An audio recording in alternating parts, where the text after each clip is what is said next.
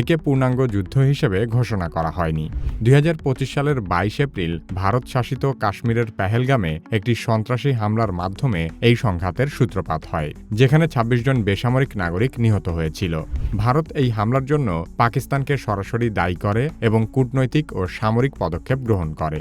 তারপর থেকে দুই দেশের সীমান্তে ব্যাপক গোলাগুলি আর সংঘর্ষের ঘটনা চলতে থাকে। গত 6 মে ভারতীয় সশস্ত্র বাহিনী পাকিস্তান শাসিত কাশ্মীরের মুজাফফরাবাদ, কোটলি এবং পাকিস্তানের পাঞ্জাবের ভাওয়ালপুর সহ 6টি স্থানে ক্ষেপণাস্ত্র হামলা চালায়। ভারত দাবি করে এই হামলায় 70 জন জঙ্গি নিহত হয়েছে। তবে পাকিস্তানের দাবি, হামলায় শিশুসহ 26 জন বেসামরিক নাগরিক নিহত এবং 35 জন আহত হয়েছে। ভারত জঙ্গি আস্তানা ধ্বংস করার কথা বললেও এর মাধ্যমে তারা টার্গেট করে মসজিদ, মাদ্রাসার মতো ধর্মীয় স্থাপনাগুলোতেও আঘাত করেছে। 7 মে পাকিস্তান ভারত শাসিত কাশ্মীরে পাল্টা ক্ষেপণাস্ত্র হামলা চালায় এবং দাবি করে যে তারা